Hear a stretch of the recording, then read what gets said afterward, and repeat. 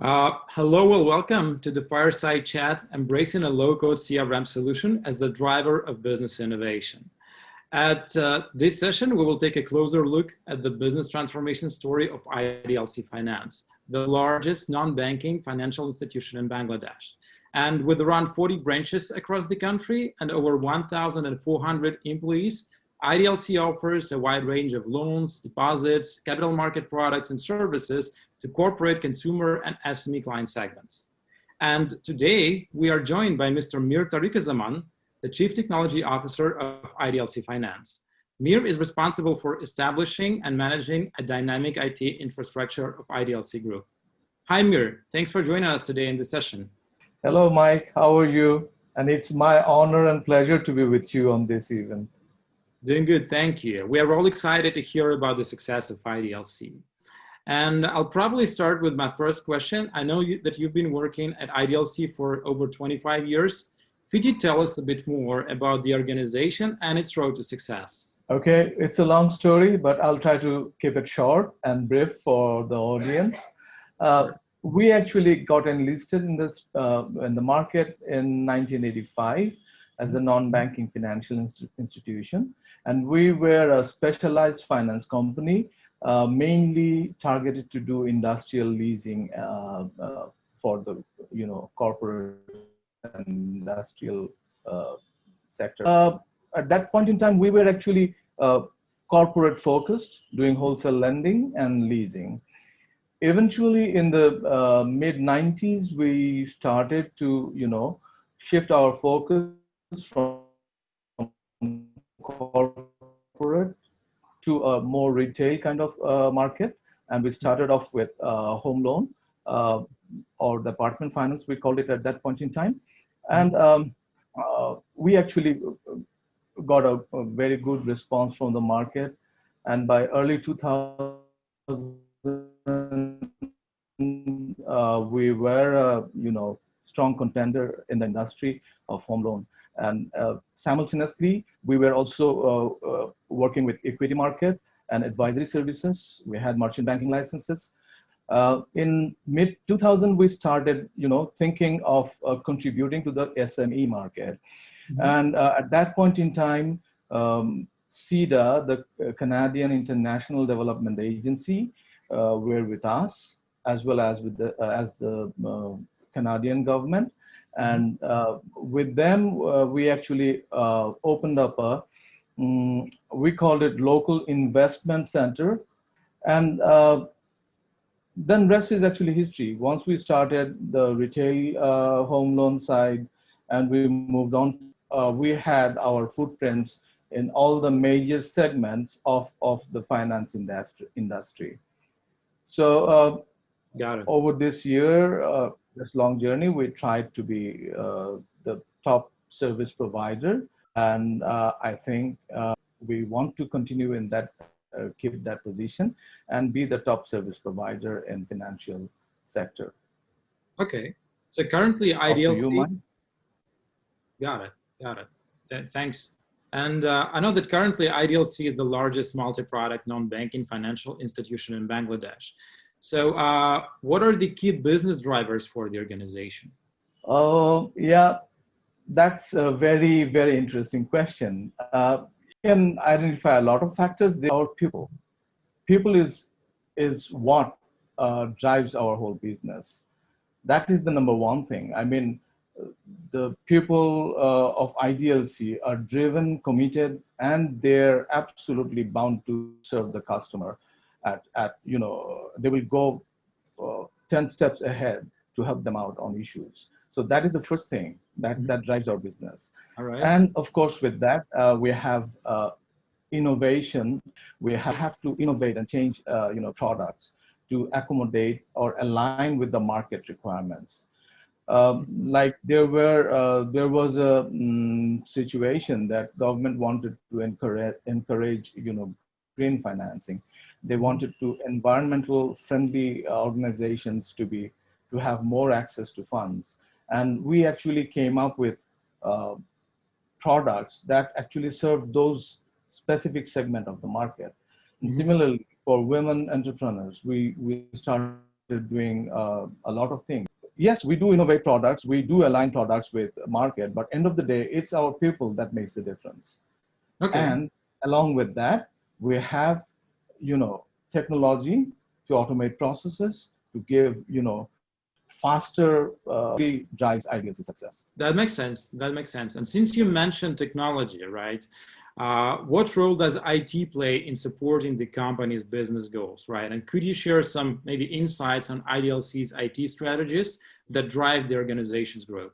One very good thing about IDLC is that we in IDLC don't consider as IT as just a support function. We consider process and the products. Mm-hmm. So whenever whatever we do in the business arena, we first map that what we want to achieve and what technology infrastructure that we need or that we already have, and based on that we set our goal. And you'll be surprised that most of the time, like year on year, we take lofty targets, and that lofty targets are actually based on the technology support and the technology platforms that will be in place to push those products in the market. So as far as business strategy or goal setting or objective setting, mm-hmm. Technology is absolutely an integral part of IDLC's decision making. All right. Well, you want to know? I got it. Well, thank you for that. That's really interesting. But taking into account the events of these years that forced many businesses to change the ways of doing business drastically in a matter of days, right? What helped IDLC to react and adapt fast to the new normal? Absolutely. Like I said before, it's the people of IDLC. They're so driven and they're so, ready to change that you'll be surprised the moment, like in December when this thing came out in China and we were having issues in, importing our hardwares, and we thought it can get us into trouble in future of things. So we set up our platform so that people can work from home and directly get connected without getting into the office. And the good thing about, like I guess, everyone was like, yes, okay, let's do it. And we were doing work from home. We were accessing our systems from home, and we had our rosters. I mean, who would be on and who would be at home. We're adopted by the people very spontaneously and mm-hmm. very with energy. Mm-hmm. Okay, but I understand that people were able to adapt fast, but would it be fair to assume that you also provided them with all the necessary technology support, right, to enable them to work remotely, for example? Oh yes, absolutely. Online meeting tools and all kind of things. And when this event was happening, we just started beefing them up, add more iron to it so that it can take a lot of load and that kind of pressure. And once it was rolled out, I mean, it was very easy for us, to get them on board to the overall system. Okay. Well, good to hear that. And so my next question is related to the new technologies again. And we know that IDLC is the first organization in financial sector of Bangladesh that decided to implement a full-fledged CRM solution like an local platform. So can you tell me, how did your team come to this decision, and why did you think it was a good time for that? Absolutely. That is one of my favorite questions I would like to answer, because you see, we have been growing in sort of geometrical fashion in every area. So when we stepped into the SME and retail market, we realized one thing, that in this market, volume is the name of the game. you have to have a huge customer base to make real good money out of this. And at the same time, there is another segment in the market, which is not SME, which is not, micro business, it's in between. And they're sort of, they don't have much access to finance. The formal channel of finance. So to get all of them on board, it was a very straight-cut decision for us that we have to have a very robust, integrated CRM solution that can give us a complete view of what customer segment that we have in our portfolio and where do we need to, invest more to get people on board, customers on board. Now, the second part is the trickiest one. Which CRM are we going to get? Because there are so many options in the market. Now, you have been to Bangladesh, Mike, and you know that dynamic every week, every day. So given that situation, we can't have a monolithic kind of solution which we implement and then wait for a year or so to change it or modify for some product that is as nimble as we are, that is as dynamic as we are. And when we went through, Creatio's products demo, we discussed, you don't really need heavy technology expertise, to customize processes or implement or roll out processes. In Word, in a single word, I can say it's like, time solution or any module to the Creatio CRM seemed much more easier than any other CRM. And in fact, maybe just a very not very high-end programmers are needed to do that. To some extent, even a business executive can manage the processes and all that. So all this analysis eventually pointed out to us that, yeah, this is the product you should go. And that's the story. Mike, off to you. Well, wonderful story. Thanks for sharing it with us, Mir. And I'm happy actually that I was a part of it together with you. Yeah, you helped us a lot in analyzing this kind of things. Thank you very much for that. Thank you as well, Mir. So I also know that IDLC has a long-term strategy of expanding the customer number aggressively, right? From 50,000 to 500,000 customers. What strategies have the company developed to grow such a rapid pace? Anybody can think that this is a very ambitious target, very ambitious objective. This is not possible. I mean, given the growth rate in the market and everything. But in IDLC, we think it is possible. The only bottleneck here, if you look at it, is the sales force. I mean, the sales force, driven by people, it's finite, right? You can't actually expand it beyond certain number. But can we change?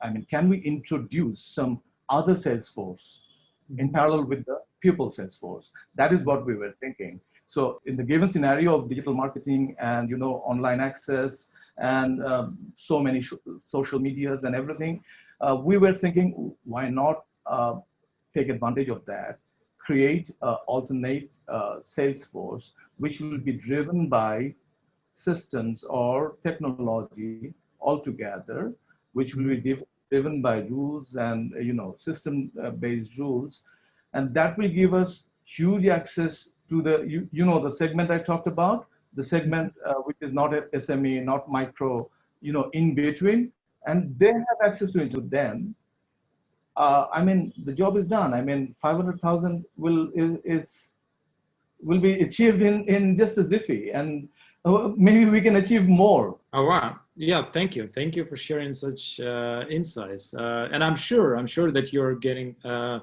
lot more than this target, right? And but at the same time, in your opinion, what is the role of a low-code platform, right, for process management and CRM in helping you to achieve such a goal? Immense. I would say it's immense. I mean, Uh, just think of a mobile application that I'm going to roll out, say in 2 weeks' time. Just hypothetically, if I plan to roll out a mobile app in 2 weeks' time, so my back end and the process and the CRM has to change accordingly with that application, mobile app. How is it going to process the front end? So once that data comes into the CRM, we call it the middle engine of the whole business cycle. So when it comes to there, so how fast we can process those data, what are the business rules, or what are the analytics we want from those kind of data. Now just imagine if we didn't have a low-code product. In that case, I would have to go back to the developer or the implementer of this, make the customizations, and that would probably take 3 months. And this kind of window of opportunity doesn't stay there for more than 1 month or so. So with this kind of rollout, if I can't change my backend processes in the same speed with the same dynamicism, then I'm dead. I mean, that product doesn't give you the value, the outcome you wanted. And I would also like to add that thank goodness that we selected CRM, Creatio CRM, which actually will give us and gives us that kind of flexibility to change, here and there and implement a full new process in a couple of days' time. I mean, testing and all that. That's all. Well, that sounds great. And thank you for such a feedback. I'm sure that the solution will provide you with all the necessary flexibility that you're looking, and will help you to catch all that opportunities which are out there on the market, and get them before the competition. And I think I have my last question for today, right? For those who are only considering